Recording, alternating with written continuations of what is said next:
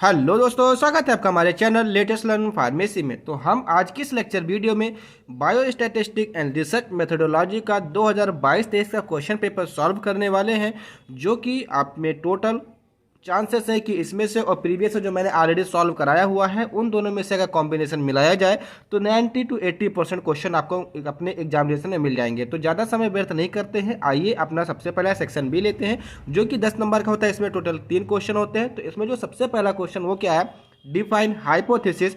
ये क्वेश्चन आपके लिए एकदम पक्का रखा हुआ है, चाहे वो 10 नंबर में पूछा जाए चाहे वो 7 नंबर में पूछा जाए। ठीक है, define hypothesis, what are the different types of hypothesis, explain how you will formulate a hypothesis with a suitable example. मतलब यहाँ पर आपको हाइपोथेसिस क्या है, उससे कितने टाइप्स होते हैं, और साथ ही साथ में आपको हाइपोथेसिस कैसे करते हैं, उसका जो फॉर्मुलेशन होता है वो कैसे, आप प्रोसीजर कैसे होता है, उसको आपको यहाँ पे बताना है।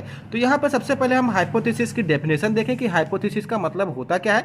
तो hypothesis state your prediction about what your research will find. कहने का मतलब क्या है कि मान लीजिए कि आपने कोई एक रिसर्च टॉपिक स्टार्ट किया, तो आप शुरुआत में, जैसे आप पैरासीटामॉल है, पैरासीटामॉल बुखार उतारता है, तो आप पैरासीटामॉल पर रिसर्च करना स्टार्ट किए, तो आपने प्रिडिक्ट कर दिया, पहले इसको अनुमान लगा दिया कि ये पैरासीटामॉल बुखार को उतारेगा। इसी प्रकार से कोई भी ड्रग है, अगर उस ड्रग के ऊपर आप अपनी रिसर्च कर रहे हैं तो उसका आप एक प्रिडिक्शन रखेंगे कि हाँ इसका ये एक्शन हो सकता है, तो उसी को क्या बोलते हैं, हाइपोथेसिस। तो सिंपल सा हाइपोथेसिस क्या है, एक ऐसा स्टेट है हमारे प्रिडिक्शन का जिसको हम रिसर्च, जो कि रिसर्च में हमारा आगे या तो फाइंड आउट होगा या तो वो रिजेक्ट आउट होगा। ठीक, तो हाइपोथेसिस क्या एक टेंटेटिव स्टेटमेंट है। जैसे एकेटीयू क्या करता है कि हमको 2 स्टेटमेंट देता है, एक टेंटेटिव एग्जाम डेट शीट देता है, एक फाइनल एग्जाम डेट शीट देता है।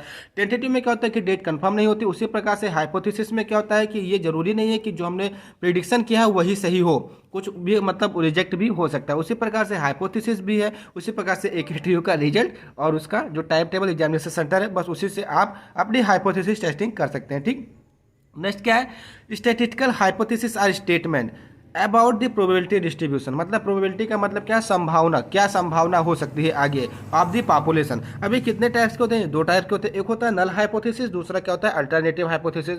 नल हाइपोथेसिस में क्या मतलब होता है कि जो 2 सैंपल होते हैं, क्योंकि आप रिसर्च करते हैं तो किन्हीं 2 सैंपल या 3 सैंपल या 4 सैंपल या के बीच में तो हाइपोथेसिस टेस्टिंग आप टेस्टिंग करेंगे। तो इसमें क्या होता है कि जो एक्चुअल में आया वही हो जाएगा। मतलब कहने का मतलब क्या है कि अगर आप पैरासीटामॉल को बुखार के साथ साथ में एनाल्जेसिक भी दे रहा है तो हाँ एनाल्जेसिक भी देगा, तो इसका मतलब क्या है, वो नल हाइपोथेसिस है। लेकिन अल्टरनेटिव हाइपोथेसिस क्या कहता है कि ये अपोजिट टू नल हाइपोथेसिस कहता है, मतलब ये कभी भी इक्वल नहीं होगा। कहने का मतलब क्या है, ना इक्वल होगा, ना ज़्यादा होगा, ना कम होगा। ठीक है ना, इसी को बोलते हैं क्या, टाइप्स ऑफ हाइपोथेसिस में अल्टरनेटिव हाइपोथेसिस। अभी इसकी डेफिनेशन जब देखेंगे तो और इसको और अच्छे तरीके से हम समझने की कोशिश करेंगे।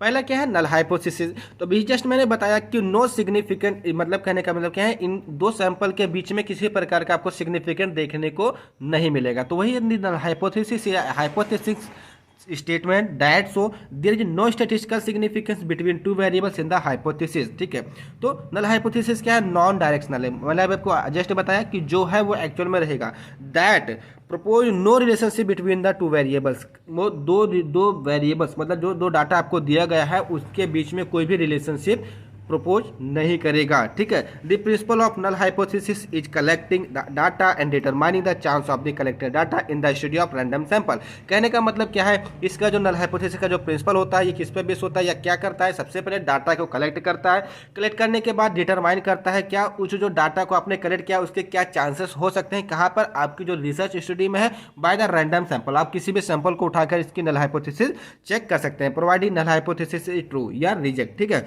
एग्जाम्पल के तौर पर to decide whether a given computer performs well we form the hypothesis that computer doing well। तो यहाँ पर आपको प्रोबेबिलिटी क्या मिलेगी सक्सेस की, 100%। क्यों मिलेगी, क्योंकि आप जानते हैं कि कंप्यूटर का जो एक अगर आपने उसकी बाइनरी कोडिंग अच्छी तरीके से की हुई है तो कंप्यूटर अपना 100% देगा।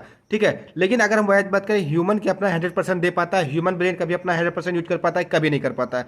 तो इसलिए अगर हमको एग्जाम्पल के तौर पर समझना है तो नल हाइपोथेसिस का एग्जाम्पल कंप्यूटर हो गया, और अल्टरनेटिव हाइपोथेसिस का मतलब क्या हो जाएगा, आपका ह्यूमन बॉडी। तो यहाँ पर इसको डिनोट किसे कहते हैं, H0 such that mu into equal to mu not. वहीं अगर हम इसमें अल्टरनेटिव लाएंगे तो ये इक्वल टू नहीं होगा। ठीक है ना, जहाँ पर H0 क्या है, नल हाइपोथेसिस है, म्यू क्या है आपका, मीन ऑफ पॉपुलेशन फर्स्ट है, और म्यू नॉट क्या है, मीन ऑफ पॉपुलेशन सेकेंड है। नेक्स्ट क्या है, अल्टरनेटिव हाइपोथेसिस। तो अल्टरनेटिव हाइपोथेसिस डिफाइन क्या, statistical important relationship between the two variables. अभी नल हाइपोथेसिस क्या क्या कर रहा था कि नो इंपॉर्टेंट, मतलब कोई रिलेशनशिप नहीं था बिटवीन द टू वेरिएबल्स। वहीं अल्टरनेटिव में क्या है कि उन दो वेरिएबल्स के बीच में कोई ना कोई उनके बीच में रिलेशनशिप होगा। ठीक है, the alternative hypothesis reflect there will be an effect of our experiment. कहने का मतलब क्या, जो अल्टरनेटिव हाइपोथेसिस होती है वो रिफ्लेक्ट करता है हमारे रिसर्च टॉपिक के ऊपर, हमारे एक्सपेरिमेंट के ऊपर एक इफेक्ट। क्या, कौन सा इफेक्ट, चाहे वो सिग्निफिकेंशियल हो जाएगा, चाहे कुछ भी हो जाएगा। ठीक है ना। It prove that result of the study are significant. ये प्रूव करता है कि जो रिजल्ट होगा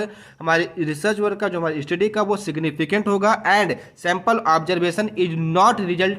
कहने का मतलब क्या है, जस्ट फ्रॉम द चांस। कहने का मतलब क्या है कि यहाँ पे जो सैंपल होता है, मतलब जो सैंपल ऑब्जर्वेशन करके जो हम रिजल्ट करते हैं, यहाँ पे बाई चांस नहीं होता, लक बाई चांस नहीं होता, but from some non random cause. मतलब यहाँ पे नॉन रैंडम कॉज की वजह से वहाँ पे कुछ हमारे जो सैंपल ऑब्जर्वेशन है वो सिग्निफिकेंट आउट देते हैं। ठीक है। अल्टरनेटिव हाइपोथेसिस 10 टाइप्स में, left tailed, right tailed and to tailed.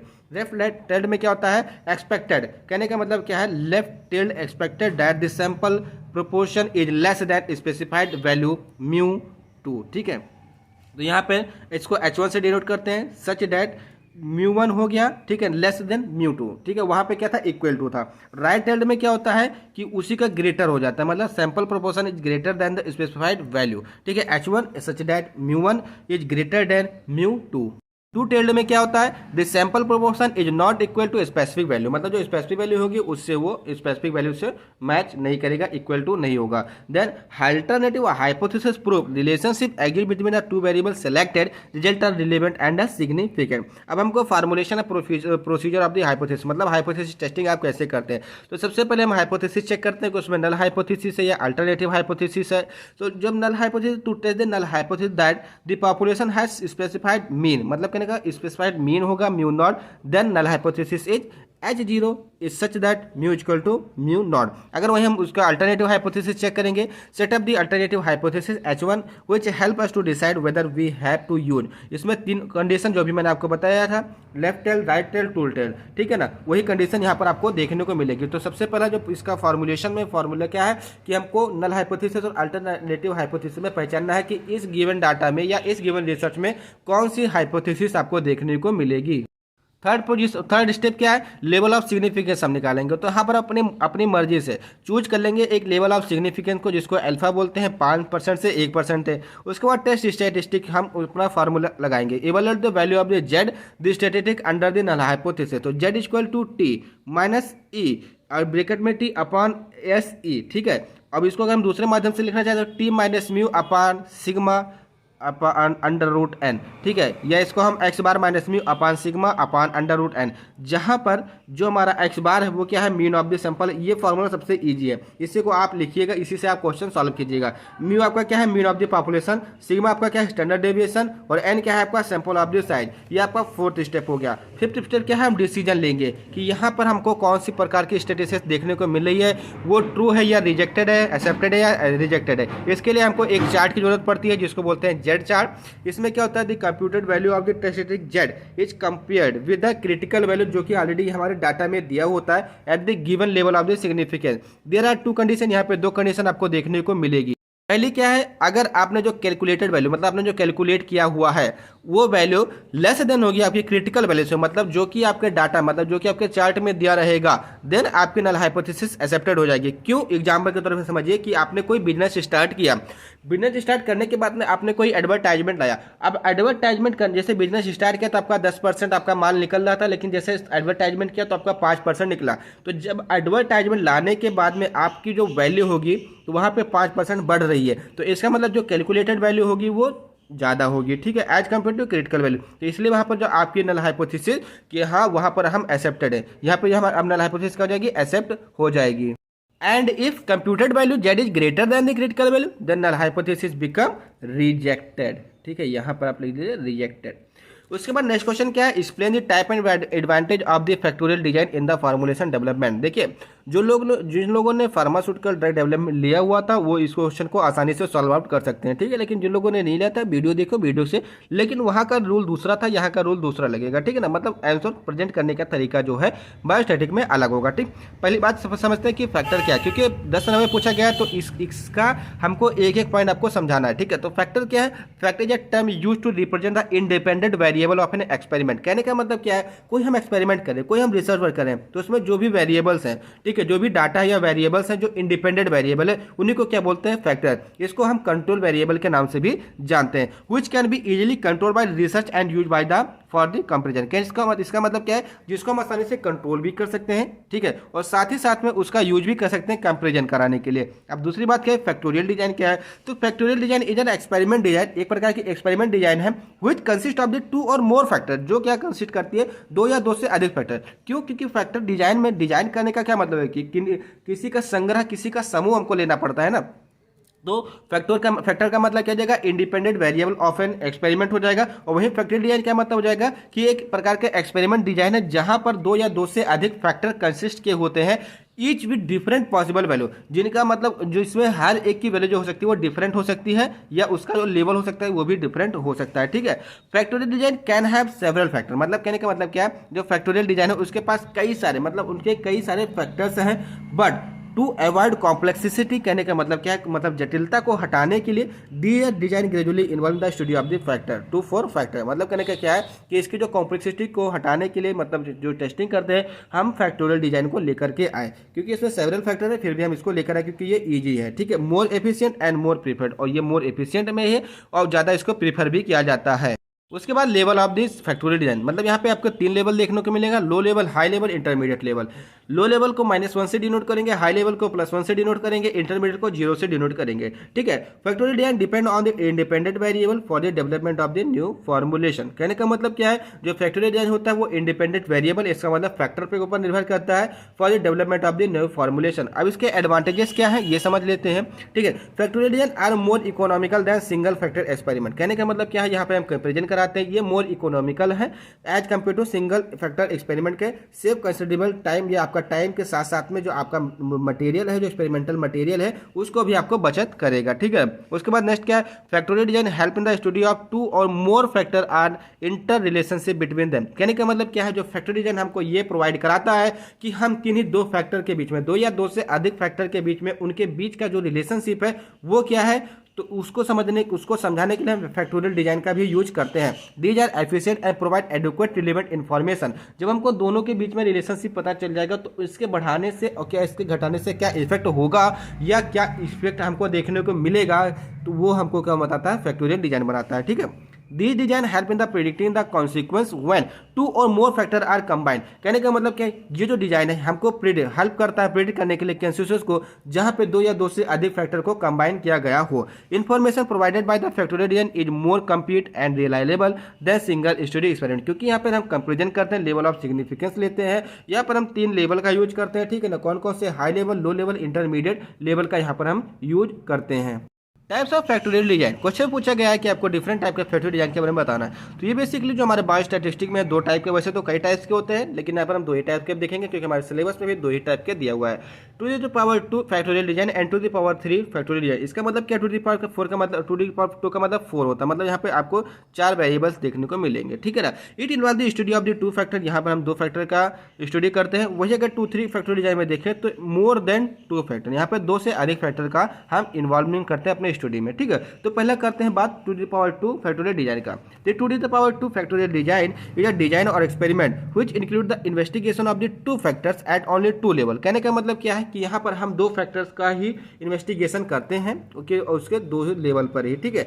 This factorial design is used where there is a need of removing the unwanted effect. मतलब कहने का मतलब क्या है? इसका मेन एम क्या है कि हमको अनवांटेड जो इफेक्ट देना हमारे रिसर्च के ऊपर, उसको रिमूव आउट करना, उस डाटा को हटाना है। वंस, अगर एक बार अनवांटेड अफेक्टेड डाटा रिमूव, अगर एक बार हमारा जो अनवांटेड इफेक्टेड जो डाटा है वो हमारा रिमूव हो गया, attention given to the important and required effect. कहने का मतलब क्या है? अगर आपके अंदर से बुराई चली गई, मतलब कहने का मतलब क्या है? जैसे आप पढ़ाई कर रहे हैं, पढ़ाई करने के साथ साथ में आप डिस्को जा रहे हैं, आप बाहर जा रहे हैं, तो आपको वहाँ पे क्या हो जाएगा, वो आपका अनवांटेड है, कहने का मतलब उसकी कोई ज़रूरत नहीं है, लेकिन तो इसकी वजह से आप अपने पढ़ाई के ऊपर ध्यान नहीं दे पा रहे हैं। लेकिन जब अगर आपने अपना जो अनवांटेड इफेक्ट है, मतलब डिस्को जाना, बाहर जाना, ईटीसी जाना बंद कर दिया, रिमूव कर दिया, तो जो आपका पूरा अटेंशन होगा आपकी पढ़ाई के ऊपर होगा और जो आपका रिजल्ट होगा वो काफ़ी अच्छा आपको देखने को मिलेगा। इसी को क्या बोलते हैं, to the power 2 factorial design. ठीक है, अब इसका जो डाटा बनता है क्या, treatment in the to the power 2 factorial design. तो यहाँ पर दो ही फैक्टर होते हैं, जैसे कि मैंने आपको बताया ए ओ बी होता है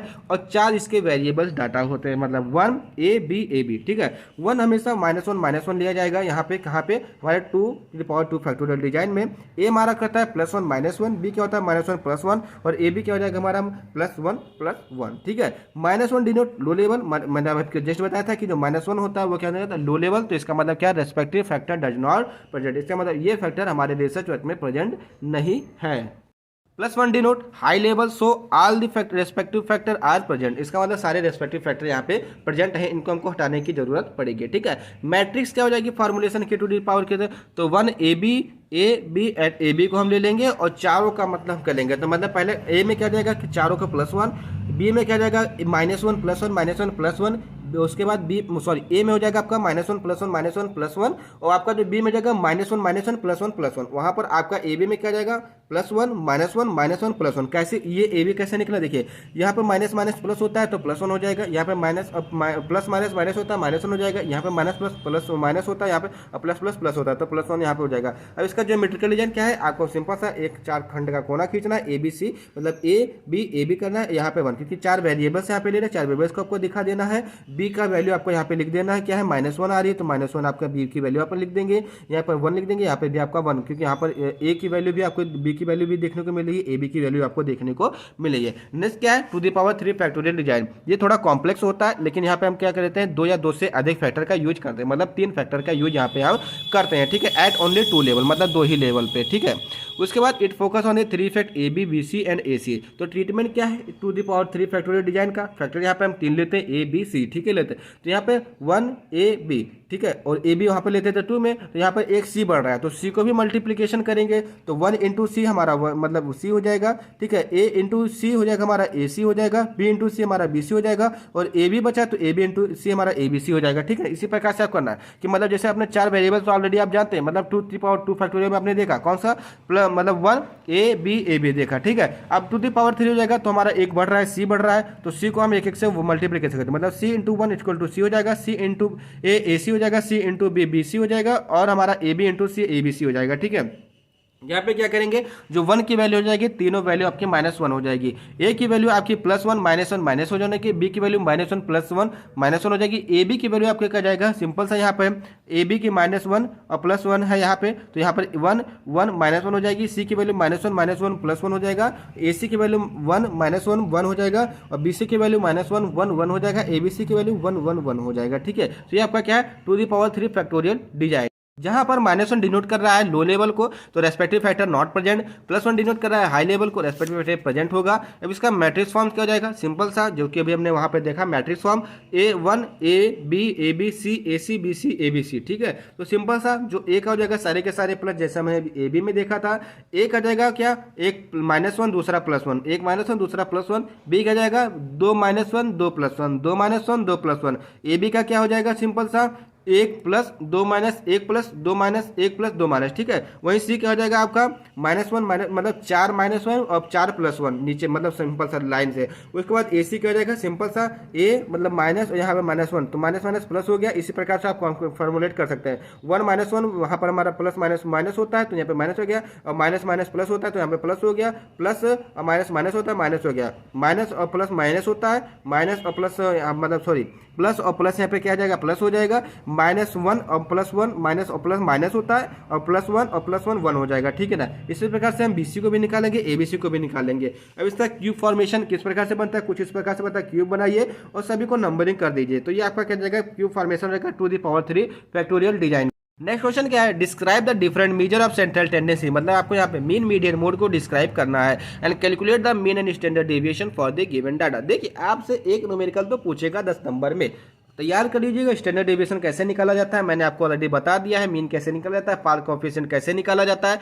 ये सब चीज़ें मैंने आपको ऑलरेडी लेक्चर वीडियो में बताई हुई है। कोरिलेशन कैसे निकाला जाता है ये भी बताइए। हाइपोथेसिस टेस्टिंग कैसे की जाती है ये भी आपको बताया है। पैरामेट्रिक टेस्टिंग कैसे की जाती है ये भी आपको बताया। नॉन पैरामेट्रिक टेस्टिंग कैसे की जाती है इसकी नोट्स भी मैंने आपको अवेलेबल करवाई है, जिसमें आसानी से आप उसका क्या कर सकते हैं, सिंपल सा कैलकुलेशन कर सकते हैं। तो सबसे पहले बात है सेंट्रल टेंडेंसी क्या है। तो सेंट्रल टेंडेंसी का मतलब, सेंट्रल का मतलब बीच का मतलब एवरेज, एवरेज वैल्यू को हम बोलते हैं सेंट्रल टेंडेंसी। तो central tendency is a started as the statistical measure, ये क्या है, स्टार्टेड स्टैटिस्टिकल मेजर्स है that represent the single value of the entire distribution. मतलब कहने का मतलब क्या है कि लॉट ऑफ डाटा, मतलब कहने का मतलब जहां पे वैल्यू, लॉट ऑफ डाटा का मतलब क्या है, नंबर ऑफ डाटा, मतलब lot of number of data मतलब 1 2 3 4 5 6 मतलब 100 तक के लीजिए। अब 100 के बीच में एक सेंट्रल टेंडेंसी उसकी क्या हो, तो 100 को जोड़ के, मतलब सारी संख्याओं को जोड़ के उसके बाद 100 से डिवाइड कर दीजिए, जो भी हो जाएगी आपकी, वहां पे सेंट्रल टेंडेंसी मतलब एवरेज वैल्यू आपको उसको कहा जाता है। उसी को बोलते हैं क्या, सेंट्रल टेंडेंसी बोली जाती है।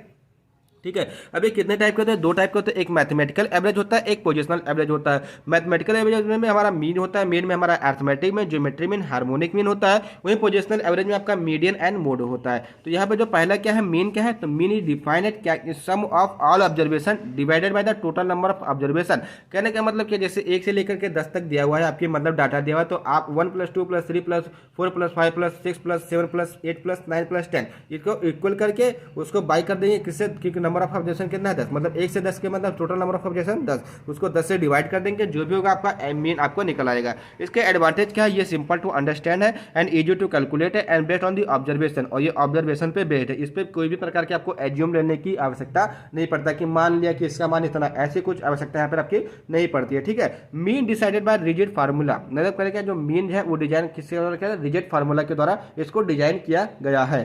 And it least affected by fluctuation in the sample data, मतलब यहाँ पे इसमें जो फ्लक्चुएशन ऑफ डाटा होता है कि डाटा का अरेंजमेंट इधर उधर, इस पर कोई इफेक्ट नहीं पड़ता। जो मीन जो फ्लक्चुएटेड डाटा का आएगा वही में दूसरे डाटा का भी आएगा। अब मीन का फार्मूला क्या होता है, अगर हम इंडिविजुअल डाटा लेते हैं तो उसके लिए एक्स बार, मतलब मीन को हम एक्स बार से डिनोट करते हैं, equal to summation x upon n, जहाँ पर समेशन एक्स क्या है, मतलब सम ऑफ ऑल ऑब्जर्वेशन, वही एन क्या है, total number of the observation. अगर डिस्क्रीट सीरीज है, जैसे फ्रीक्वेंसी डिस्ट्रीब्यूशन, मतलब क्युमुलेटिव फ्रीक्वेंसी वगैरह दिया हुआ है, एग्जांपल के तौर पर जैसे एक पत्ता है, एक पत्ते में 10 गोली होती है, तो 10 गोली को हम ना कि 10 गोली बोलते हैं, एक पत्ता बोलते हैं, तो वो डिस्क्रीट सीरीज में आ जाती है। ठीक है। वहीं अगर इंडिविजुअल डाटा, मतलब एक गोली का मतलब एक गोली, और एक पत्ते में 10 गोली मतलब एक पत्ता बोला जाता है, तो एक पत्ते के अंदर 10 गोली, तो इसको हम डिस्क्रीट सीरीज बोलते हैं। ठीक है। एग्जाम्पल के तौर पर अगर आपके क्लास है, क्लास में आपके मतलब 10 स्टूडेंट का टेस्ट हुआ, जिसमें से 4 स्टूडेंट को 80% नंबर मिला, तो हम ये नहीं, चारों का नाम नहीं लिखेंगे, हम सिंपल से लिखेंगे 80% पाने वाले नंबर कितने हैं, 4 स्टूडेंट हैं। ठीक है। तो ये आपका क्या जगह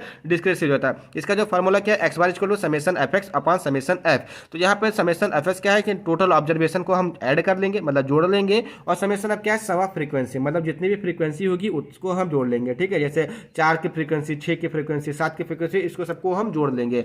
नेक्स्ट क्या है, पोजिशनल एवरेज, इसमें मीडियन आता है और मोड आता है। मीडियन क्या है, median is the middest most value होती है when the data is arrange in the ascending और descending order of the magnitude. यहाँ पे हम क्या करते हैं, डाटा को असेंडिंग और डिसेंडिंग ऑर्डर में हम क्या करते हैं, सिंपल सा और ऑर्डर में उसको मतलब क्या करते हैं, अरेंज करते हैं, देन उसको हम क्या करते हैं, उसका मीडियन निकलते हैं with the help of the formula. अगर हमारा ऑर्डर नंबर है, मतलब 1 3 7 5 11 ऐसे कोई हमारे ऑब्जर्वेशन आ रहा है, तो उसके लिए हम फार्मूला लगाएंगे n+1/2, जहाँ पर n क्या है, नंबर ऑफ ऑब्जर्वेशन। ठीक है। और इवन नंबर आता है, मतलब 2 6 4 8 10 12 ऐसे ऑब्जर्वेशन आ रहा है, तो इसके लिए फार्मूला n/2 या n/2 + 1 का फार्मूला लगाएंगे। अब इसकी मेरिट क्या है, ये इफेक्ट मिड वैल्यू से इसका कोई इफेक्शन नहीं होता है। Median is useful for open and classes and for the distribution having equal class width. ठीक है। ये हमारी क्या हो जाएगी, मीडियन की कुछ हमारी मेरिट्स हैं।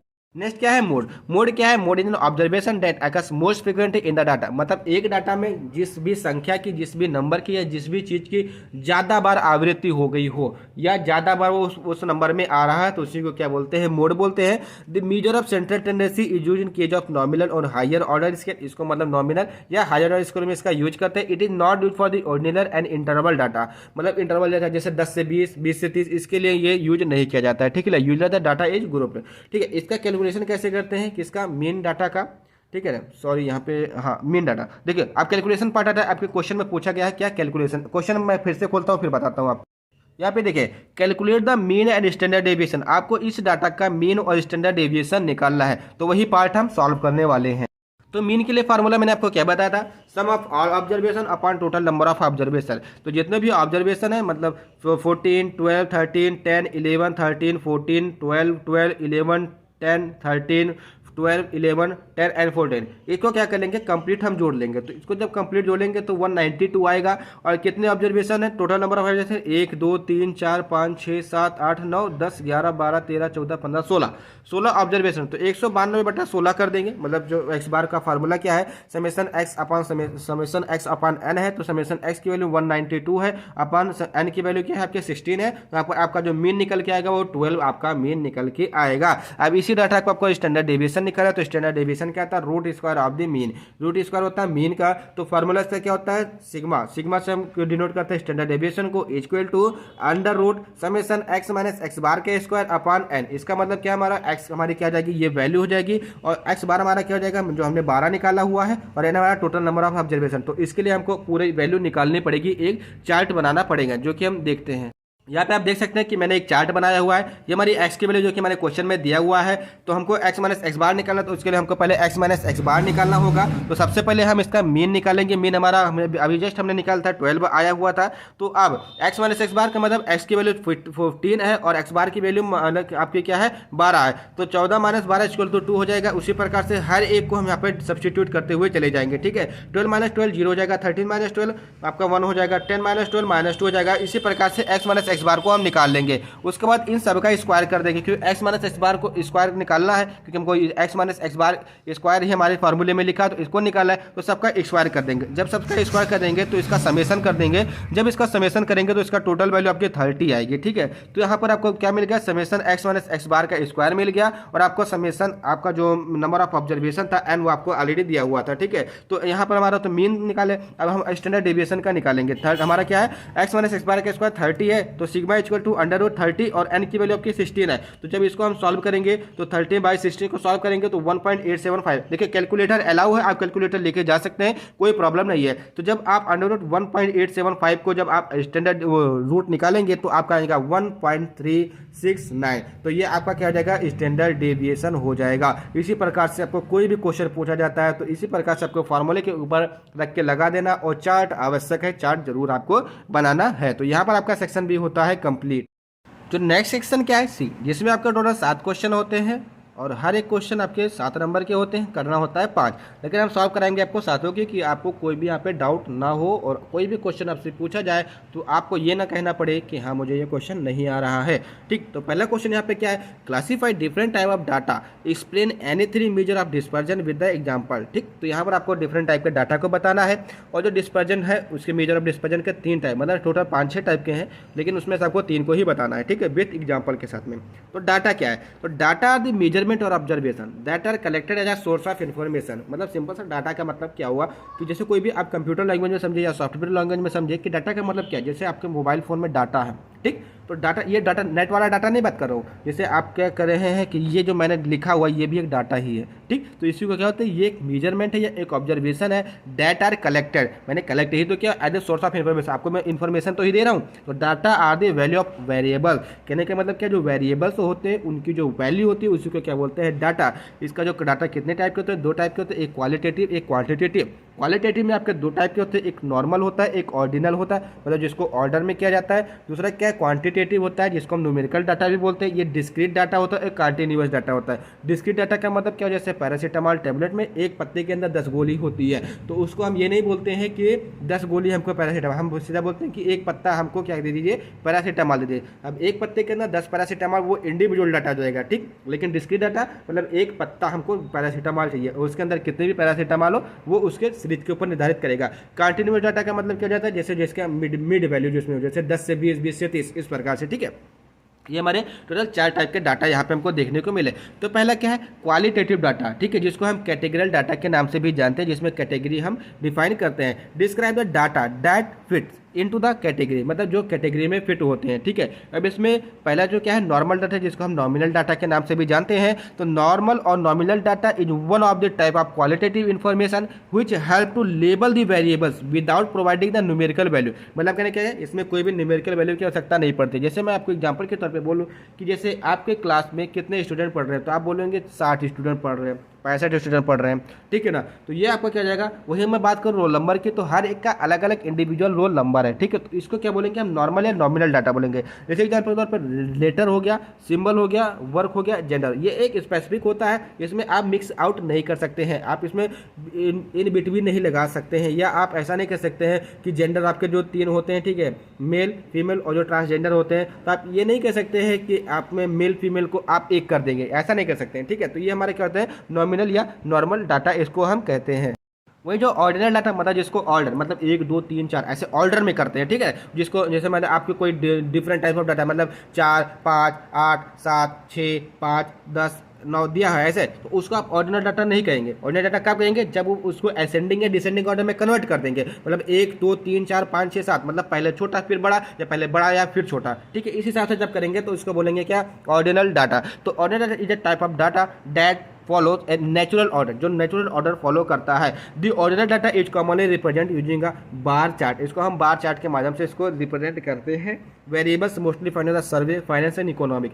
सेकंड क्या है, क्वांटिटेटिव या numerical data represent the normal numerical value, ये न्यूमेरिकल वैल्यू को रिप्रेजेंट करते हैं, जिसमें हम अभी तक सॉल्व किए जितने भी हम mean median mode standard deviation सबको सॉल्व करते हैं, वो 2 ही डाटा या 3 ही डाटा मतलब normal individual data, discrete data and continuous data को ही सॉल्व करते हैं, ठीक। इसमें पहला क्या है, discrete data, it takes only discrete value, discrete information contains only a finite number of the possible value। जैसे मैंने आपको जस्ट बताया कि आपका जो पैरासीटामोल की टैबलेट हो गई वो 10 है, लेकिन उसको हम एक पत्ता कहते हैं, ठीक है ना। Number of student in the class, मतलब एक क्लास के अंदर कितने स्टूडेंट, मतलब आपकी जैसे 4 क्लासेस है, B pharm first year, second year, third year, fourth year. अब हर एक क्लास में कितने बच्चे हैं, 60 30 35 30 ऐसे हैं। तो हर एक मतलब फर्स्ट ईयर में 60 हो गए, सेकंड ईयर में 30 हो गए, थर्ड ईयर में 30 हो गए, फोर्थ ईयर में 35 हो गए, ठीक है। ये हमारा क्या है कि एक क्लास के अंदर कितने स्टूडेंट, ये हमारा डिस्क्रिट है। अब अंदर जो इसका है वो इंडिविजुअल डाटा के आधार पर जब हम एक एक को लेकर चलेंगे, एक एक लोग का इंडिविजुअल रोल नंबर लेंगे, तो हमारा नॉमिनल डाटा में वो आएगा, ठीक।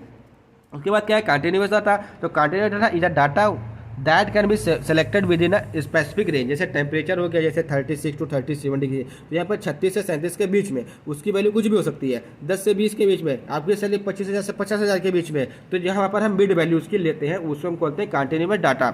अब बात करते हैं मेजर ऑफ डिस्पर्जन की। तो मेजर ऑफ डिस्पर्जन क्या है, तो डिस्पर्जन क्या है, मेजर ऑफ डिस्पर्जन क्या है, dispersion is the measure of the variation of the items. मतलब एक डाटा में जो भी कैलकुलेटेड डाटा, जो भी रिसर्च वर्क है, उसमें किस प्रकार का हमको वेरिएशन देखने को मिल रहा है, इसी को जांच करने के लिए हम इसी को हम डिस्पर्जन बोलते हैं। इसी को जांच करने के लिए मेजर करते हैं डिस्पर्जन का, और कितना उसमें वेरिएशन आपको देखने को मिला है, मतलब 2 डाटा के बीच में। मतलब एग्जांपल के तौर पर समझिए, एक टेस्ट ड्रग है, एक स्टैंडर्ड ड्रग है। स्टैंडर्ड ड्रग को हमने दिया, टेस्ट ड्रग को हमने दिया। अब दोनों के बीच में क्या इफेक्ट दे रहा है, कितना इफेक्ट दे रहा है, ज़्यादा इफेक्ट दे रहा है, कम इफेक्ट दे रहा है, इसको हम पता करेंगे किससे, डिस्पर्जन से। मतलब वेरिएशन से ही पता करेंगे कि उनके बीच में कितना वेरिएशन देखने को मिला, तभी उसको मार्केट में अगर ज़्यादा वेरिएशन देखने को मिला, आपकी टेस्ट ड्रग जो है वो ज़्यादा पोटेंट है, ज़्यादा एक्शन दी, तो इसका मतलब क्या, वो आपकी पोटेंट ड्रग में आ जाएगी, उसकी वैल्यू आपकी बढ़ जाएगी मार्केट के अंदर। Method of measuring the dispersion, इसके कितने मेथड है, 5 मेथड है। रेंज, मीन डेविएशन, इंटर क्वारटाइल या क्वारटाइल रेंज हो गया, स्टैंडर्ड डेविएशन हो गया, एंड नॉलेज कर्व हो गया। यहाँ पर आपको केवल 3 के बारे में ही बताना है। तो पहला क्या है, रेंज। रेंज क्या है, रेंज है defined as the difference between the value of largest item and the smallest item of the distribution. मतलब कोई भी सीरीज दी हुई है, उसमें जो सबसे लार्जेस्ट वैल्यू होगी, उसमें से हम सबसे जो स्मॉलेस्ट वैल्यू होगी उसको हम घटा देंगे, ठीक है। अब इसका जो फॉर्मूला होता है क्या था, range equal to largest item minus smallest item. अब एग्जाम्पल भी पूछा है तो एग्जाम्पल भी दे दीजिए, तो आप डाटा लिख दीजिए 120 170 240 100, कुछ भी आप अपने मन से लिख सकते हैं, ठीक है। उसमें से आप क्या कीजिए कि आप हाईएस्ट, मतलब कहने का मतलब क्या है, जो लार्जेस्ट वैल्यू हो जाएगी उसको ले लीजिए, और जो स्मॉलेस्ट वैल्यू हो जाएगी उसको ले लीजिए। अब लार्जेस्ट वैल्यू में से स्मॉलेस्ट वैल्यू को आप मतलब घटा दीजिए, सब्स्टिट्यूट कर दीजिए, जो आपकी वैल्यू आएगी उसको हम रेंज बोलते हैं, ठीक है। दूसरा क्या है, मीन डेविएशन, या इसको हम एवरेज डेविएशन भी बोलते हैं। तो mean deviation is defined as average mean of the deviation of the value from the central tendency of the data. कहने का मतलब सेंट्रल, जैसे हमने मीन निकालते हैं उसी का डेविएशन। यहाँ पर क्या करते हैं, यहाँ पे माइनस नहीं लेते हैं, यहाँ पर मॉड कर देते हैं। कोई भी डाटा होगा उसको हम सिंपल सा मॉड कर देते हैं, मॉड डीएक्स निकालते हैं, ठीक है, अपॉन एन। तो summation mod d x upon n. Find out the, यहाँ पर example, find out the mean deviation. आपको 10 20 26 और 32 का मीन डेविएशन आपको निकालना है। तो यहाँ पर आपकी x की वैल्यू 10 20, 26, 32 दी हुई है। तो डी एक्स का जो हमने फार्मूला बताया था एक्स माइनस एक्स बार बताया था, तो यहाँ पर सबसे पहले आपको एक्स बार मतलब मीन निकालना पड़ेगा। इसका आप समेशन करेंगे तो 88/4 इक्वल टू 22, आपका एक्स बार 22 आया। तो हमारा मतलब 10 माइनस 22 इक्वल टू -12, ठीक है। 20 माइनस 22 -2 हो गया, 26 माइनस 22 4 हो गया, और 22 माइनस 22 इक्वल टू 10 हो गया। अब हमको यहाँ पे क्या निकालना है, मॉड डी एक्स निकालना है, ठीक है। तो मॉड डी एक्स का मतलब अगर वो माइनस में है तो वो प्लस में हो जाएगा, अगर प्लस में तो प्लस में ही रहेगा। तो जितने भी वैल्यू माइनस में उसको सबको प्लस कर दीजिए। तो यहाँ पे माइनस की वैल्यू क्या करें, सबकी +12 +2 +4 +10, जो इसकी value summation mod d x की जो वैल्यू 28 आ जाएगी, ठीक है। तो यहाँ पर आपका मीन डेविएशन निकल जाएगा summation mod d x upon n, तो 28/4, तो यहाँ पर आपका 7 मीन डेविएशन आपको यहाँ पे देखने को मिलेगा। उसके बाद थर्ड क्या है, स्टैंडर्ड डेविएशन। तो स्टैंडर्ड डेविएशन में अभी आपको जस्ट आपने क्वेश्चन भी सॉल्व किया है, चाहे तो आप इसको भी कॉपी पेस्ट कर सकते हैं, दूसरा भी कर सकते हैं। तो स्टैंडर्ड डेविएशन या square root of the arithmetic mean, जो अर्थमेटिक मीन होता है उसका स्क्वायर रूट होता है, ठीक है, किसी भी आइटम का। इसको रिप्रेजेंट करते हैं सिग्मा के द्वारा। फार्मूला क्या हो सकता था, इसके 3 फार्मूला, लेकिन यहाँ पर आपको एक ही फार्मूला लिखना है। तो sigma equal to under root summation x square upon n, जहाँ पे एक्स की वैल्यू क्या हो जाएगी, एक्स माइनस एक्स बार हो जाएगी, ठीक है। तो आपको यहाँ पे एग्जाम्पल के तौर पर calculate the standard deviation from the following data. तो 140, 160, 190, 145, 175 ये एक्स की वैल्यू है। आप सिंपल सा इसको चाहे असेंडिंग डिसेंडिंग में भी कर सकते हैं, नॉर्मल भी आप लिख सकते हैं। अब एक्स माइनस एक्स बार कैसे निकाला जाता है, मीन निकाले, मीन से उसको सब्सटीट्यूट कर दीजिए, जो भी वैल्यू आपकी आ जाएगी वो हमारी क्या जाएगी, हमारी एक्स माइनस एक्स बार की वैल्यू हो जाएगी। अब उसका स्क्वायर कर दीजिए, जब ये आपकी वैल्यू है, ये आपका स्क्वायर आया, जिसको समेशन करेंगे 730 आ गया। तो ठीक है, तो एक्स बार यहाँ पर आपको मिल गया एक्स माइनस एक्स बार का square summation X minus X bar का स्क्वायर आपको 730 मिल गया। आप इसी को आप इसके फॉर्मूले के ऊपर रख लीजिए, ठीक है ना। कैसे रखेंगे ये देखिए, फार्मूला क्या है, summation sigma square equal to summation under root summation x square upon n. N की वैल्यू आपकी 5 है और समेशन एक्स स्क्वायर की वैल्यू 730 आई है, ठीक है। तो यहाँ पर आपकी जब 730/5 आप करेंगे तो 346 आएगा। अब इसका जब अंडर रूट निकालेंगे तो 18.6 आएगा। तो ये आपका क्या है, स्टैंडर्ड डेविएशन है। नेक्स्ट क्वेश्चन क्या है, discuss hypothesis testing of the parametric data. मतलब पैरामेट्रिक डाटा की हाइपोथेसिस टेस्टिंग आपको डिस्कस करनी है, जिसमें आपके Z test, T test, F test, ANOVA आता है, ठीक है। तो यहाँ पर आपको 2 टेस्ट को सिंपली वेरिफिकेशन मतलब इलिबरेट आउट कर देना है। तो हाइपोथेसिस टेस्टिंग क्या है, सिस्टमेटिक प्रोसीजर होता है for deciding whether the result of a research study. मतलब ये क्या होता है, सिंपल सा अल्टरनेटिव हो टेंटेटिव होता है, जैसे टेंटेटिव स्टेटमेंट होता है जो कि हमको बताता है या प्रेडिक्शन होता है कि हमारा रिजल्ट क्या होगा। Support a particular theory which apply to the population. जब हाइपोथेसिस टेस्टिंग 2 टाइप के होते हैं, एक पैरामेट्रिक एक नॉन पैरामेट्रिक होता है। देखिए हमारे इस क्वेश्चन पेपर में दोनों प्रकार की हाइपोथेसिस पैरामेट्रिक और नॉन पैरामेट्रिक पूछी गई, लेकिन इस क्वेश्चन में केवल आपकी पैरामेट्रिक टेस्टिंग ही पूछी गई है। जैसे आपका Z test, T test, F test, ANOVA आता है, वहीं आपका नॉन पैरामेट्रिक टेस्ट में आपका chi square test, U test, H test. देखिए काई स्क्वायर टेस्ट आपके सिलेबस में नहीं दिया गया है, फिर भी आपके क्वेश्चन पेपर में पूछा गया है, इसलिए सब कुछ आप ध्यान से देखिएगा, सब कुछ आप पढ़िएगा। तो पहला क्या है, पैरामेट्रिक टेस्ट क्या होता है। तो parametric test are those that assume that The sample data comes from a population that follow a probability distribution, normal distribution। मतलब कोई भी डाटा जो कि पॉपुलेशन से आता है वो या तो प्रोबेबिलिटी डिस्ट्रीब्यूशन फॉलो करेगा या नॉर्मल डिस्ट्रीब्यूशन फॉलो करेगा with a fixed set of the parameter. जिसका जो पैरामीटर होगा वो एकदम फिक्स्ड होगा, उसको क्या बोलेंगे, पैरामीटर। पैरामीटर सिंपल सा ऐसे डाटा जो कि किसी पैरामीटर को फॉलो करते हैं। कौन कौन से पैरामीटर, जैसे प्रोबेबिलिटी डिस्ट्रीब्यूशन हो गया, नॉर्मल डिस्ट्रीब्यूशन हो गया, उसको फॉलो करते हैं, तो उसको क्या बोलेंगे, पैरामेट्रिक टेस्ट या पैरामेट्रिक डाटा उसको हम बोलेंगे। Common parametric tests are focused on the analyzing and comparing the mean of the variance of the data। ठीक है, process of the parametric testing मतलब कैसे हम पैरामेट्रिक टेस्टिंग करते हैं। सबसे पहले एजम्पशन करेंगे किसका, बोथ नल हाइपोथेसिस के अल्टरनेटिव हाइपोथेसिस। मैंने आपको ये प्रोसीजर ऑलरेडी भी बताया कैसे आप null hypothesis and alternative hypothesis आप टेस्ट करते हैं, ठीक है। उसके बाद क्या करेंगे, determination of probability whether to accept और रिजेक्ट, मतलब हम चेक करेंगे, उसको फाइंड आउट करेंगे। फार्मूला भी मैंने आपको बताया था, Z equal to X mu minus X bar upon sigma के standard deviation upon under root N. ये फार्मूला आप लगा के उसके टेस्टिंग करेंगे कि वो नल हाइपोथेसिस है या नहीं है, रिजेक्ट है कि नहीं है। Reason for occurrence of the difference can be determined, और ये अक्यूरेंस किया हुआ उसका जो रीजन होगा वो भी हम यहाँ पे डिफाइन करेंगे, उसका भी रीजन देंगे। तो इसमें जो पहला क्या है, स्टूडेंट टी टेस्ट है। तो student T test is applicable for smaller sample, ये स्मॉलर सैंपल के लिए एप्लीकेबल होता है। And define as the ratio, यहाँ पर राशन नहीं, यहाँ पे रेशियो कर लीजिए, ratio of the difference between the 2 sample mean, मतलब जो 2 सैंपल की मीन है उनके बीच में जो डिफरेंस है उसी को हम क्या बोलते हैं, स्टूडेंट टी टेस्ट के माध्यम से निकालते हैं। तो इसको हम बोलते हैं standard error of the difference बोलते हैं। ये हमारे 3 टाइप के होते हैं, unpaired, paired and simple test होते हैं। अनपेयर्ड में क्या होता है कि एप्लीकेबल फॉर अनपेयर्ड डाटा, जो कि डाटा अनपेयर्ड होते हैं। पेयर्ड डाटा का मतलब, जैसे अनपेयर्ड का मतलब क्या हो, जैसे आपने पैरासीटामोल टैबलेट खाई, ठीक है।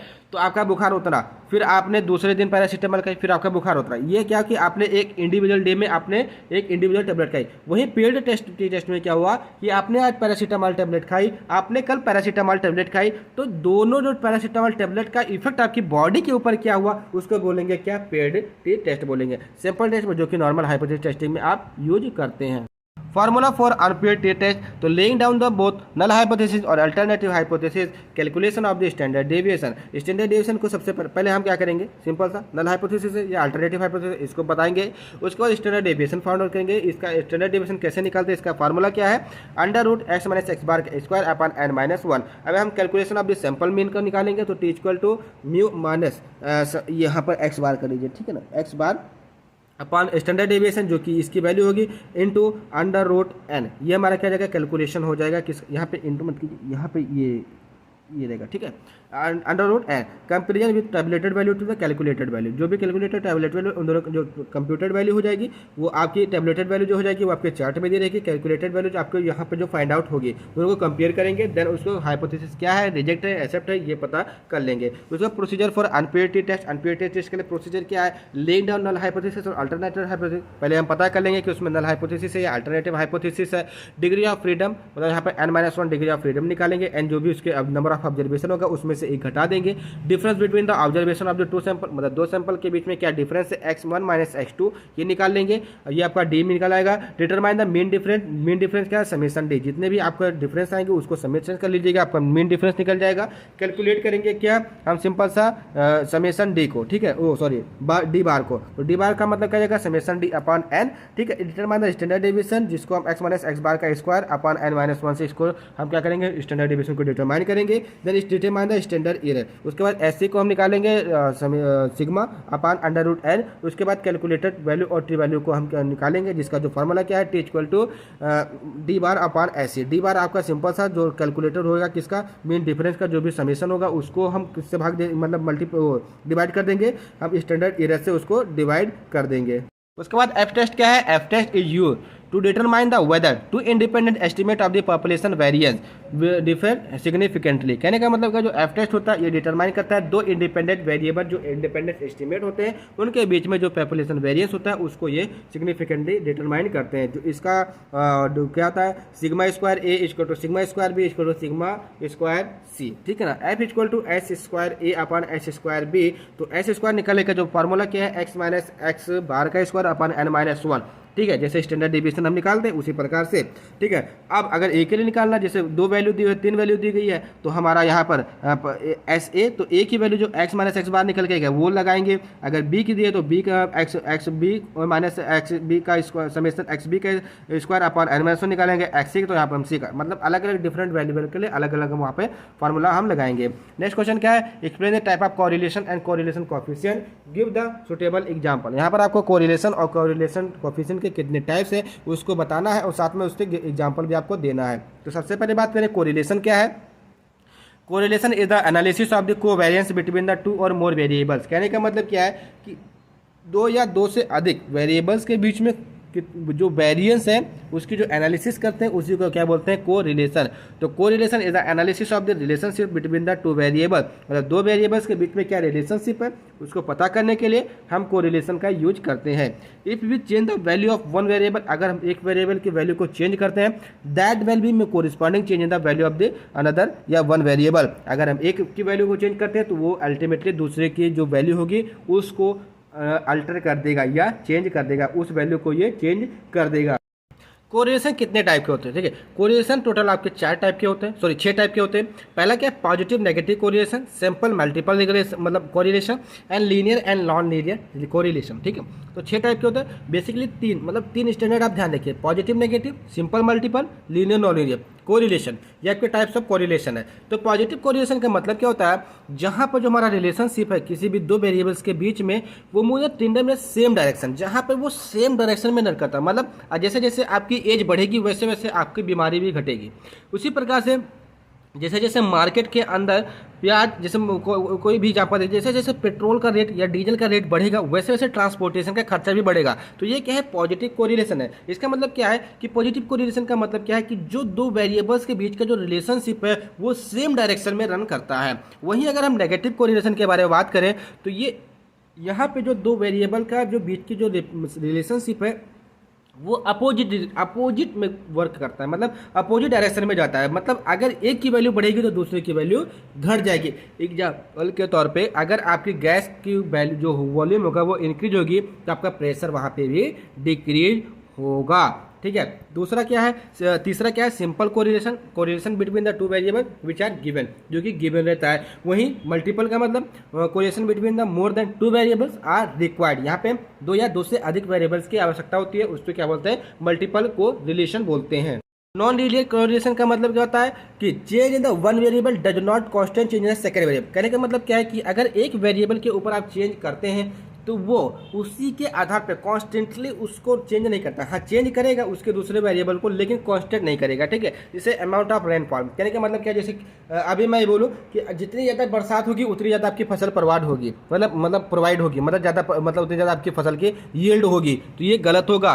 जितना खेत की कैपेसिटी होगी उतना आपको फसल मिलेगी, ना कि बरसात के ऊपर। हाँ, बरसात आपकी फसल की जो अमाउंट है यील्ड को बढ़ा सकता है, लेकिन जितनी बरसात ज़्यादा होगी उतनी ज़्यादा आपको फसल मिलेगी, ऐसा कोई भी चीज़ संभव नहीं है। वहीं अगर लीनियर कोरिलेशन के बारे में बात करें तो change in one variable constant change in the second variable. Example के तौर पर अगर एक चक को बनाने के लिए 5 ग्राम की आवश्यकता पाउडर की आवश्यकता पड़ती है तो 2 चक को बनाने के लिए आपको 10 ग्राम की आवश्यकता पड़ेगी। तो ये हमारा कोलिनियर कोरिलेशन हो गया। अब इसमें पूछा गया है कोरिलेशन कोएफिशिएंट, जिसको कार्ल पियर्सन कोएफिशिएंट भी बोलते हैं।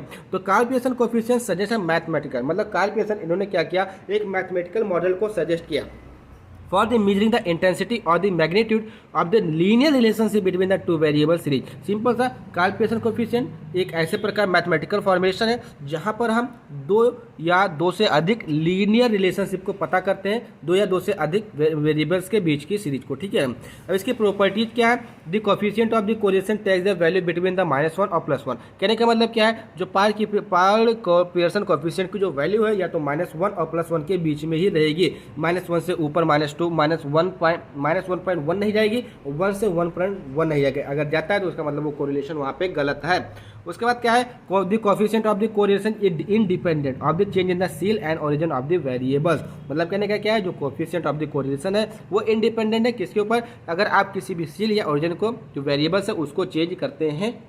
Formula use for the calculation of the Karl Pearson या कोरिलेशन कोएफिशिएंट। तो हमारे दो प्रकार के actual mean method and for assumed mean method, जहां पर हम एज्यूम कर लेते हैं। एक्चुअल मीन मेथड के लिए आर से हम इसको डिनोट करते हैं, r equal to summation dx into dy बटा या divided by under root summation dx square into summation dy square, जहां पर dx की मान की वैल्यू आपकी x माइनस एक्स बार होगी और dy की वैल्यू y माइनस वाई बार। ये मुझे आपको बताने की जरूरत नहीं है कि x बार क्या है, y बार क्या है, ये मीन हो जाएगा सैंपल का।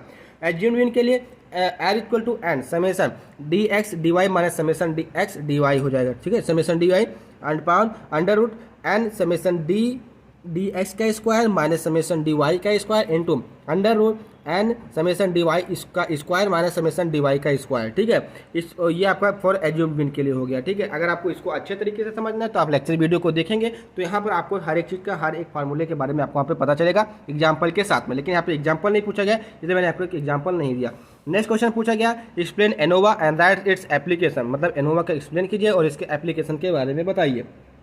ठीक है, तो एनोवा क्या है, तो एनोवा और एनालिसिस ऑफ द वेरिएंस का फुल फॉर्म है, it is statistical technique which help us to examine the variance between the number of sample.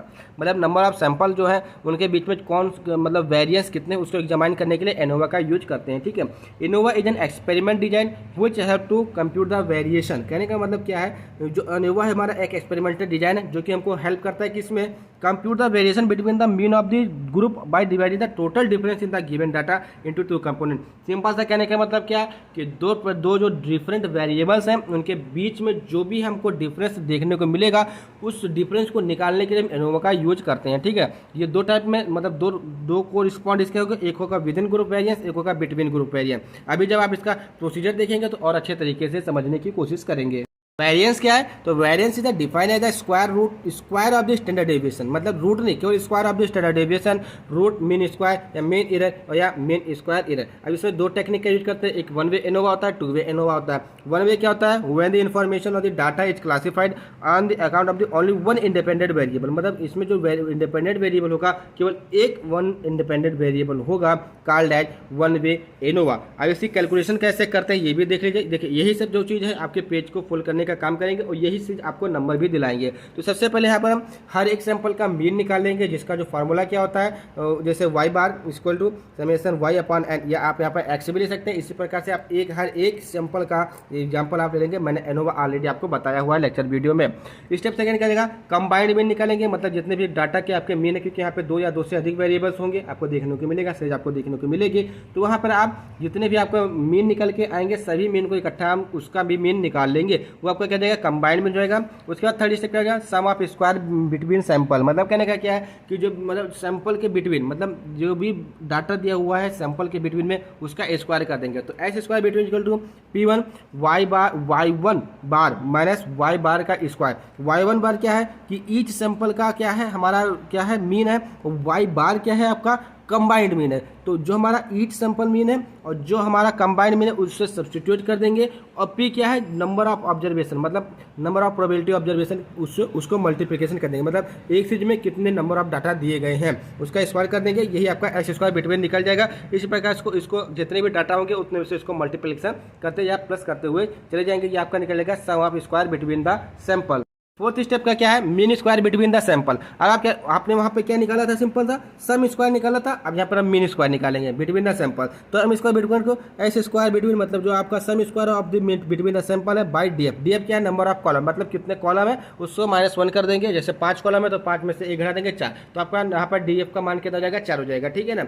और पी की वैल्यू आपकी यहाँ पर 4 हो जाएगी, ठीक है। Sum of square within the sample. अब हम क्या करेंगे? Sum of square within sample. अभी आपने बिटवीन निकाला था, अब विदिन निकालेंगे। तो विदिन निकालने के लिए आप क्या वाई माइनस y1 बार निकालेंगे, ठीक है ना। हर एक सैंपल का आप जो निकालते हैं x माइनस x बार निकालते थे, उसी प्रकार से हम y माइनस y बार यहाँ पे निकालेंगे और उसी का स्क्वायर कर देंगे, तो आपका एस स्क्वायर विदिन निकल आएगा, ठीक है। अब इसका क्या निकालेंगे? मीन स्क्वायर निकालेंगे। आपने एक सम स्क्वायर निकाला तो मीन स्क्वायर निकालेंगे। तो इसके लिए एस स्क्वायर, जो एस स्क्वायर आया क्या? जो या within S square within upon D F within. अब डी एफ विदिन का मतलब टोटल आप पूरा ले रहे हैं, विदिन मतलब एक डाटा के एक रिपोर्ट के अंदर पूरा का पूरा वैल्यू। तो जितने भी आपके वहाँ पे number of item within all observation होगा वो माइनस नंबर ऑफ कॉलम से उसको आप सब्स्टिट्यूट कर देंगे, तो यहाँ पर आपका डी एफ विदिन निकल आएगा। अब आप क्या करेंगे? ड्रॉ करेंगे एनोवा टेबल को। तो source of the variation between group variance and within group variance S square, ठीक है। क्या हो जाएगा आपका? सिंपल सा सम ऑफ स्क्वायर हो जाएगा, ठीक है ना। डी एफ आपका निकल जाएगा और एम स्क्वायर आप निकाल देंगे। अब जो भी आपकी वैल्यू होगी बिटवीन ग्रुप और विदिन ग्रुप के लिए, यहाँ पर आप क्या करेंगे?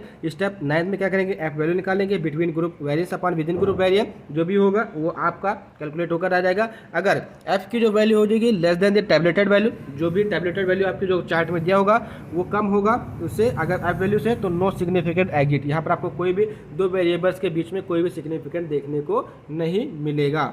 टू वे एनोवा क्या है? तो basic principle involved in the two way analysis is that the total variance of the group is divided into the 3 estimation. वहां पे 2 एस्टिमेशन था, यहाँ पे 3 एस्टिमेशन है। तो पहला एस्टिमेशन क्या है? Variance due to first independent variable, मतलब पहले जो फर्स्ट इंडिपेंडेंट वेरिएबल है उसकी वजह से कौन से वेरिएंस है। Variance due to second independent variable, मतलब दूसरे इंडिपेंडेंट वेरिएबल की वजह से क्या वेरिएंस आने देखो में।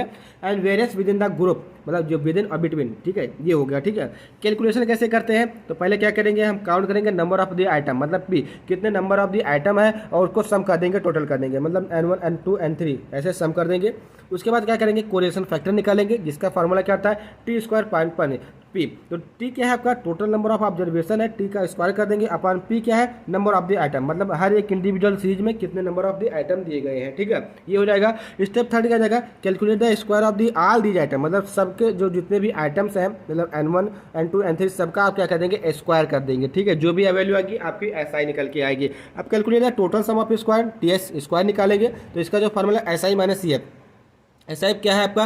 स्क्वायर हो जाएगा, मतलब square of the all items, मतलब जो भी इंडिविजुअल आइटम है सबका स्क्वायर जो हो जाएगा, और माइनस CF। CF क्या आपका? कोरिलेशन फैक्टर है। उसके बाद स्टेप 5 क्या कहता है? Calculate sum of square between the column square of the example, ठीक है ना, कॉलम, ठीक है, S square between the column आप निकालेंगे। तो इसको निकालने के लिए समेशन कॉलम अपॉन एन का स्क्वायर प्लस समेशन कॉलम 2 का स्क्वायर अपॉन एन, ठीक है, ये ऐसे ऐसे करके जितने भी कॉलम होंगे सबका कॉलम का स्क्वायर आप कर देंगे समेशन लेकर के, तो आपका क्या निकल आएगा, और उसको कोरिलेशन फैक्टर से माइनस कर देंगे तो आपका निकल जाएगा क्या, S square between the column निकल के चला आएगा, ठीक है। नेक्स्ट स्टेप आपका होगा calculate the sum of square between the row square between, मतलब एस स्क्वायर आपने अभी कॉलम निकाला था, अब आप रो निकालेंगे। इसका फार्मूला क्या है, सिंपल था, जहाँ पे कॉलम था वहाँ पे आप रो कर दीजिए। तो समेशन रो 1 का स्क्वायर अपॉन एन, समेशन रो 2 का स्क्वायर अपॉन एन, इसी प्रकार से जितने भी आपके रो होंगे उसका स्क्वायर कर देंगे और माइनस FCF कर देंगे, ठीक है ना। उसके बाद नेक्स्ट स्टेप क्या जाएगा, calculate the sum of square of the error, S square error या variance within the group, जिसके लिए आप क्या करेंगे, TS स्क्वायर माइनस जो S square between column plus S square between row निकला हुआ है उसको ऐड करके, और जो TS स्क्वायर आपका निकला था उससे सब्सटीट्यूट कर देंगे, तो यहाँ पर आपका जो भी आपका विद इन एरर है वो निकल आएगा। देन आप क्या करेंगे, calculate the degree of freedom for total variance between the column variance, between the row variance and within the group variance.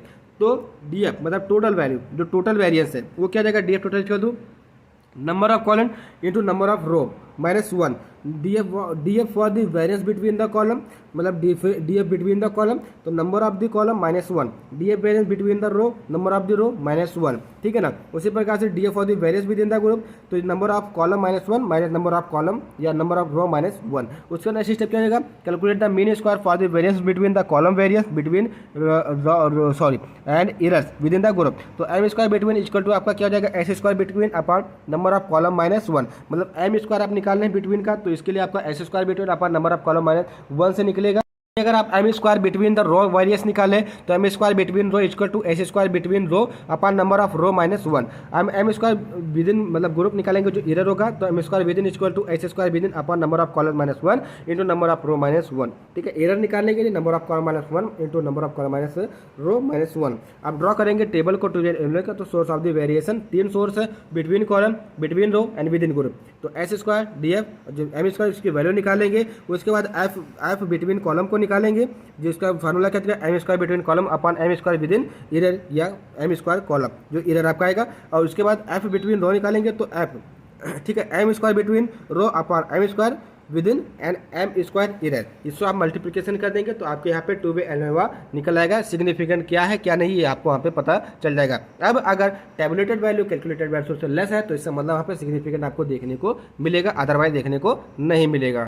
Next question क्या है, define plagiarism in the research, how to remove plagiarism in the research paper, मतलब plagiarism क्या है और plagiarism को आप अपने research paper से कैसे रिमूव आउट कर सकते हैं। तो किसी भी दूसरे का कॉपी किया गया कंटेंट अपने आर्टिकल पेपर या रिसर्च पेपर में ला करके चिपका देना, इज कॉल्ड प्लेगरिज्म, ठीक है। तो plagiarism refers to a copying of the others copyright idea और वर्क इन योर वर्क। कहने का मतलब क्या है, किसी दूसरे बंदे का वर्क अपने वर्क में कॉपी पेस्ट कर देना, is called plagiarism without acknowledgement, बिना उसके एक्नॉलेजमेंट के, ठीक है, बिना एक्नॉलेजमेंट उसके डाले हुए। The copied material can be publish, जो कॉपीड या कॉपीड मटेरियल होंगे तो उसको पब्लिश भी कर सकते हैं, अनपब्लिश भी कर सकते हैं, प्रिंटेड भी कर सकते हैं, इलेक्ट्रॉनिक एंड मैन्युफैक्चर्ड फार्मूला भी इसको रख सकते हैं। तो प्लेगरिज्म आइदर इंटेंशनल और इंटेंशनल इज अनइंटेंशनल, ठीक है। एक मतलब किसी इंटेंशन की वजह से लिया गया या विदाउट किसी इंटेंशन, इट कंसिडर जाएगा ऑफेंस, मतलब सिंपल सा ऑफेंस तो होगा ही ना। अगर आपका कोई चीज़ चुरा लेता है, जैसे आप मान लीजिए कि आपकी कोई गर्लफ्रेंड है, तो कोई गर्लफ्रेंड आपकी चुरा लेता है तो आप ऑफेंस करेंगे कि नहीं करेंगे, करोगे ना। उसी प्रकार से प्लेगरिज्म है ना, मैंने मेहनत की, मेरा कंटेंट आपने चुराया, क्या किया, प्लेगरिज्म आपने ठोक दिया, ठीक। उसके बाद क्या है, to prevent the plagiarism intellectual property right are adopted, मतलब प्रिवेंट करने के लिए जो IPR होता है उसको अडॉप्ट करते हैं, ठीक है। IPR यहाँ पे 2 टाइप के होंगे, एक कॉपीराइट एंड रिलेटेड राइट होता है, एक इंटेलेक्चुअल प्रॉपर्टी होता है, ठीक। तो यहाँ पे जो कॉपीराइट एंड रिलेटेड राइट क्या है, these right are guaranteed to author of the artistic and literacy work. कहने का मतलब क्या है, ये जो राइट है ये ग्रांट किया जाता है किसको, ऑथर को, जो मतलब आर्टिस्टिक है, मतलब जिसका ओरिजिनल कंटेंट है उसको, एंड लिटरेसी वर्क को। They also include the rights of the broadcasting organization procedure of the phonogram and performance, ठीक है। वही इंटेलेक्चुअल प्रॉपर्टी के बारे में बात करें तो protection of the distinctive design, जैसे ट्रेडमार्क हो गया, ठीक है ना। Intellectual property that are protected mainly for stimulation of the design, ठीक है। ये आपका इंटेलेक्चुअल प्रॉपर्टी हो गया। अब हम कैसे प्लेगरिज्म को रिमूव करेंगे, ये इंपॉर्टेंट चीज़ है।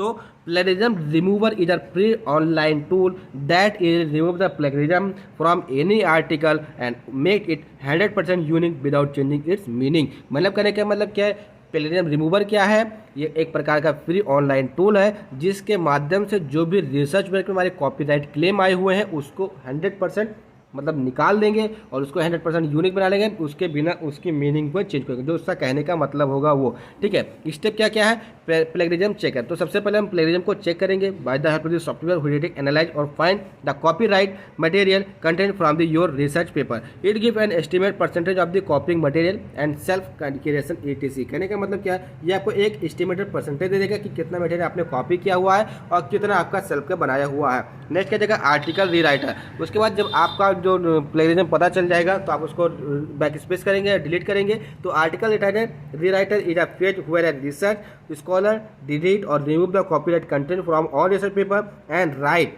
Down it on language. मतलब इसको अपने लैंग्वेज में क्या करेंगे, या अपने नॉलेज और परफॉर्मेंस के आधार पर, प्रीफरेंस के आधार पर उसको रिटर्न करेंगे।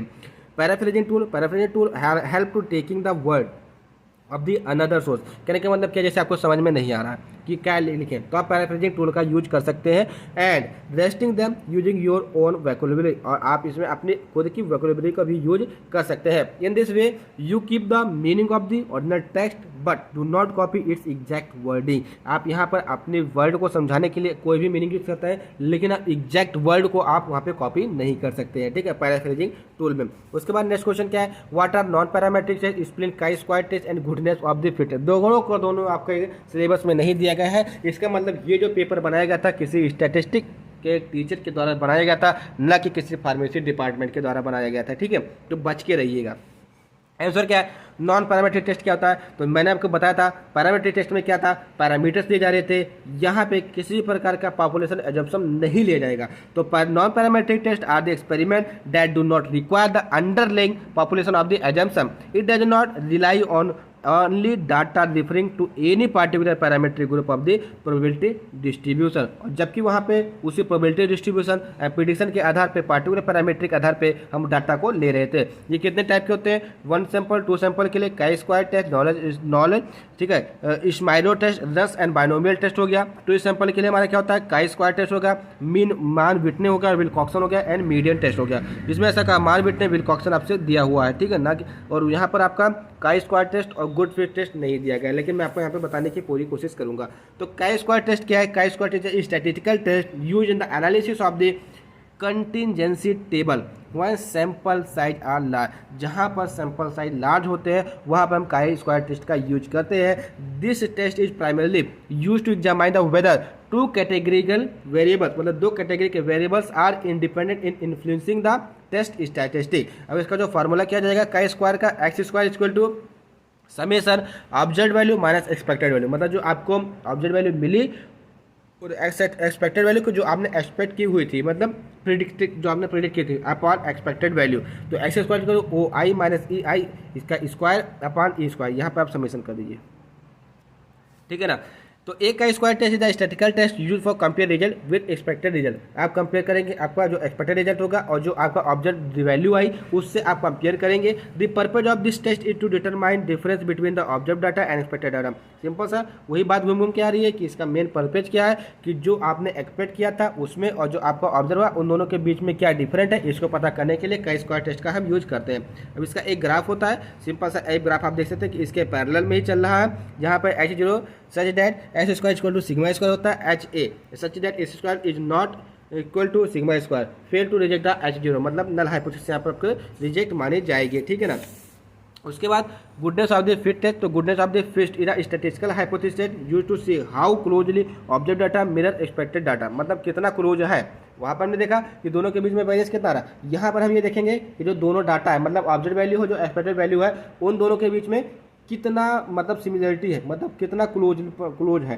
तो goodness of the fit test can help determine if a sample follow and normal distribution और रैंडम सैंपल। कहने का मतलब क्या है, जो goodness of the fit test है वो हेल्प करेगा आपको डिटर्मिनेशन के लिए किसी भी सैंपल के लिए जो फॉलो करेगा नॉर्मल डिस्ट्रीब्यूशन को या रैंडम सैंपल को। और if a categorical variables are related, मतलब जो वेरिएबल्स है कैटेगरी के जो वेरिएबल्स है वो रिलेटेड होंगे आपस में, या if random samples are from the same distribution, जो इसका सिंपल सा जो आपका ग्राफ बनेगा, देखिए वहाँ पैरेलल चलता है, यहाँ पे पैरेलल नहीं चलेगा, यहाँ पे थोड़ा इसके अप चलेगा। तो यहाँ पे आपके 3 कंडीशन, यहाँ पर जो पहले कंडीशन है फेल द रिजेक्ट हाइपोथेसिस, यहाँ पे रिजेक्ट हाइपोथेसिस, यहाँ पे ओनली 5% ऑफ द डिस्ट्रीब्यूशन आपको देखने को मिलेगा। इसका फार्मूला क्या है, X square C equal to summation O I minus E I इसका स्क्वायर अपॉन ई आई, वही ऑब्जर्व वैल्यू एक्सपेक्टेड वैल्यू का स्क्वायर अपॉन एक्सपेक्टेड वैल्यू, ठीक है।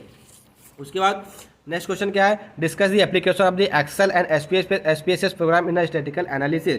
तो माइक्रोसॉफ्ट एक्सेल क्या है, तो Microsoft Excel assist statistical analysis with the help of statistical function that are embedded in the formula in the worksheet. जो भी आपका एक्सेल की वर्कशीट होगी वहाँ पर फार्मूले होंगे, उसके माध्यम से आप अपने स्टैटिस्टिकल एनालिसिस करेंगे with the help of the Microsoft Excel. अब इसके एप्लीकेशन क्या है, तो Microsoft summarizing the data by using tabular visual और क्वांटिटेटिव टेक्निक, मतलब कहने का कि जो भी लंबे डाटा बड़े बड़े डाटा होंगे उनको समराइज कर देंगे with the help of the tabular visual and qualitative technique item as are descriptive statistic, जैसे frequently distribution for categorical data, tabular arrangement of the group of the data. अब Excel histogram tool इसमें पाया जाता है, जिसके माध्यम से आप क्या कर देंगे, आप एक हिस्टोग्राम दे देंगे, एक चार्ट दे देंगे, जिसके माध्यम से आप पता कर सकेंगे कि इसकी वैल्यू कितनी होगी, ठीक है ना। नेक्स्ट क्या है, परसेंटाइल एंड क्वारटाइल, ठीक है। To convert the data as percentile, मतलब करें to convert the data as in percentage from which form to be dividing into the 100 equal parts. कहने का मतलब क्या है, सिंपल सा परसेंटेज निकालेंगे with the help of the Excel. Quartile refers to the value dividing to the given series into the 4 equal part, मतलब ये 4 equal part में हमको ये क्वारटाइल डेटा दे देगा, ठीक है। उसके बाद क्या है, to manage the name list of the data record, मतलब कहने का कि जो भी डाटा रिकॉर्ड होगा उसको मैनेज करेगा नेम लिस्ट के आधार पे। And to perform the mathematical calculation easily in the daily business, मतलब डेली बिजनेस में जो मैथमेटिकल कैलकुलेशन होता है उसको इजीली ये परफॉर्म कर सकता है। इन्वेंट्री मैनेजमेंट में इसका यूज किया जाता है। क्रिएट फॉर्म्स एंड कंसोलिडेट, मतलब फॉर्म को क्रिएट करने के लिए एंड कंसोलिडेट को रिजल्ट देने के लिए, एंड कॉर्पोरेट बजटिंग को भी ये फॉर्मुलेट आउट करता है। उसके बाद एसपीएसएस क्या है, statistical package for social science is a computer software program, मतलब एसपीएसएस का फुल फॉर्म क्या है, statistical program for social science. ये क्या है, एक कंप्यूटर सॉफ्टवेयर प्रोग्राम है which is most suitable tool for the quick easy and reliable manipulation. देखिए भाई थोड़ा सा जुकाम रखा हुआ है तो इसके लिए सॉरी, इसलिए थोड़ा सा अच्छे से एक्सप्लेन नहीं पा रहा, लेकिन मैं कोशिश कर रहा हूँ कि इस अच्छे से एक्सप्लेन आउट करो। Easy and reliable manipulation of the research data into the statistical information. अब इसके एप्लीकेशन क्या है, रिसर्च एंड डेवलपमेंट में SPSS given the technique of the specialized in the design, development and implementation of the corporate analytical and data mining solution, ठीक है। उसके बाद क्या, इन क्वालिटी एंड मैन्युफैक्चरिंग में इसका क्या एप्लीकेशन है, SPSS provide a single standardized quality control and improvement solution that can be easily validated. Compliance and validation, SPSS offers a pre verification core platform within fully square user administration, empowering researcher, मतलब जो researcher होगा उनको tool के माध्यम से empower कर देगा।